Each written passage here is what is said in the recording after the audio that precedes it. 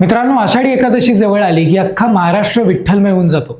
टाळ मृदुंगाचा आवाज, गळ्यात तुळशीच्या माळा आणि मुखात विठ्ठलाचं नाव घेत लाखो वारकरी पंढरीच्या दिशेने चालू लागतात. महाराष्ट्राच्या हजारो वर्षांच्या वारी परंपरेत संत श्रेष्ठ ज्ञानेश्वर माऊलींच्या आळंदीहून निघणाऱ्या पालखी सोहळ्याला एक खूप मोठे आणि वेगळे महत्त्व आहे. माऊलींच्या पालखी सोहळ्यात सर्वात मुख्य, सुंदर आणि अंगावर काटा आणणारा क्षण कोणता असेल तर तो म्हणजे पालखीचे रिंगण. या रिंगण सोहळ्यात लाखो वारकऱ्यांच्या डोळ्यांचं पारणं फेडतं. माऊलींच्या पादुकांचं दर्शन घेऊन हवेच्या वेगाने धावणाऱ्या मानाच्या घोड्यांना पाहण्यासाठी संपूर्ण महाराष्ट्र उत्सुक असतो. पण तुम्हाला माहिती आहे का की हे मानाचे घोडे कुठून येतात? हे घोडे कर्नाटकातील बेळगाव जवळ अंकली गावाच्या श्रीमंत उर्जित सिंह शितोळे सरकार यांच्याकडून दरवर्षी आळंदीत आणले जातात. केवळ घोडेच नव्हे तर माऊलींच्या पालखी सोहळ्यात शितोळे सरकार घराण्याला अनेक सर्वोच्च आणि मानाचे स्थाने आहेत. पण प्रश्न असा पडतो की कर्नाटकात राहणाऱ्या या मराठी घराण्याला माऊलींच्या पालखीत एवढा मोठा मान कसा आहे? काय आहे या परंपरेमागचं शेकडो वर्षाचा इतिहास? शितोळे सरकार हे घराणे नेमकं आहे तरी कोण? आणि आजही आजच्या काळात हे मानपान कसे पाळले जातात? हेच सगळं आपण आजच्या या वारी विशेष व्हिडिओमध्ये सोप्या भाषेत समजून घेणार आहोत. नमस्कार, मी रोनक. तुम्ही पाहताय अनफिल्टर्ड महाराष्ट्र. अंकलीकर शितोळे घराणे हे केवळ वारीपुरते मर्यादित नसून त्यांचा इतिहास थेट मराठी साम्राज्याशी, छत्रपती शिवाजी महाराजांच्या काळाशी जोडला गेलेला आहे. शितोळे हे मूळचे महाराष्ट्रातील राजे घराणे.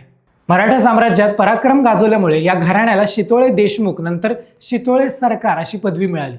ग्वाल्हेरचे महादजी शिंदे यांच्या काळात शितोळे घराण्याने उत्तरात आणि दक्षिणेत अनेक मोठ्या मोहीम गाजवल्या. पुढे त्यांना कर्नाटकातील अंकली आणि बोरगाव या भागाची जागिरी मिळाली.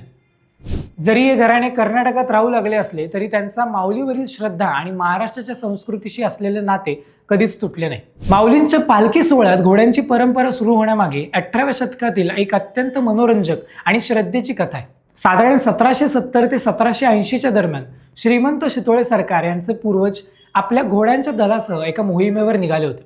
वाटेत आळंदीजवळून जात असताना त्यांचे मुख्य घोडे अचानक आजारी पडले किंवा त्यांनी पुढे जाण्यास नकार दिला.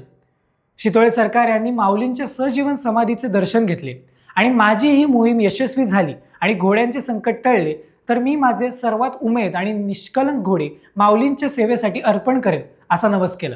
माऊलींच्या कृपेने ही मोहीम यशस्वी झाली आणि त्यांनी आपला नवस पूर्ण करण्यासाठी माऊलींच्या पालखी सोहळ्यासाठी दरवर्षी आपले खास घोडे पाठवण्यास सुरुवात केली.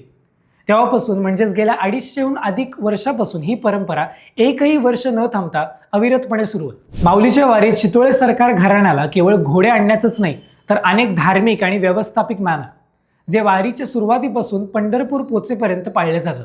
पहिला मान आहे जरीपटका आणि तंबूचा.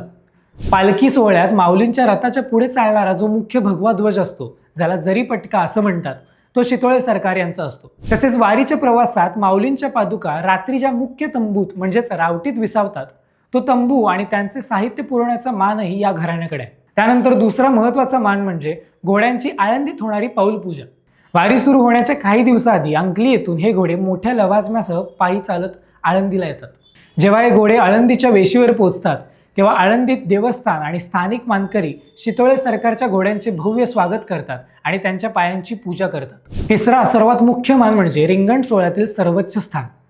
वारीच्या मार्गावर चांदज, वाल्हे किंवा वेळापूर इथे होणाऱ्या गोल आणि उभ्या रिंगणात 2 घोडे धावतात. एक घोडा असतो माऊलींचा घोडा, ज्यावर कुणीही बसत नाही. स्वतः माऊली अदृश्य रूपात त्यावर स्वार असतात असे मानले जाते. आणि दुसरा घोडा असतो शितोळे सरकार यांचा स्वार असलेला घोडा. या घोड्यांच्या धावण्यानेच रिंगण सोहळा पूर्ण होतो. काळाच्या ओघात अनेक राजशाही थाट आणि जहागिऱ्या संपल्या, पण अंकलीकर शितोळे घराण्याने आपली ही भक्तीची परंपरा आजही तितक्याच वैभवाने जिवंत ठेवली. आजच्या आधुनिक युगातही दरवर्षी आषाढ महिना जवळ आला की अंकली येथील राजवाड्यात घोड्यांची विशेष तयारी केली जाते. या घोड्यांना वारीच्या कठीण मार्गावर चालता यावं, रिंगणात धावता यावं यासाठी महिनाभर आधीपासून विशेष सराव आणि चांगला आहार दिला जातो. अंकलीहून निघताना संपूर्ण गाव या घोड्यांच्या पाया पडतं. कर्नाटक आणि महाराष्ट्राच्या सीमेवर भाषा जरी बदलत असली तरी माऊलींच्या घोड्यांच्या रूपाने जोडलेला हा भक्तीचा पूल आजही अखंड आहे. शितोळे सरकार आणि माऊलींच्या घोड्यांची ही कथा आपल्याला सांगते की महाराष्ट्राची वारी परंपरा केवळ धार्मिक नाही तर ती ऐतिहासिक, सांस्कृतिक आणि राजशाही वैभव आणि सामान्य जनतेचा अथांग श्रद्धेचा एक सुंदर संगम आहे. कर्नाटकातील एका घराण्याने 250 वर्ष एकही वर्ष खंड पडू न देता आपली सेवा माऊलींच्या चरणी अर्पण करणे हे भारतीय संस्कृतीचे खूप सुंदर रूप आहे. जेव्हा रिंगणात तो पांढरा घोडा टापांचा आवाज करत आणि धुळीची लोट उडवत सुसाट धावतो तेव्हा लाखो वारकऱ्यांचे डोळे आनंद अश्रूने भरून येतात.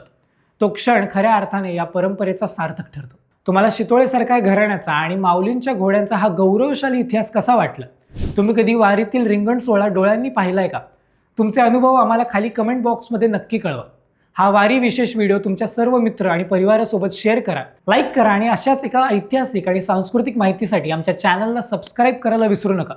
सर्व वारकरी बांधवांना आषाढी वारीच्या मनापासून शुभेच्छा. भेटूया पुढच्या व्हिडिओमध्ये. धन्यवाद.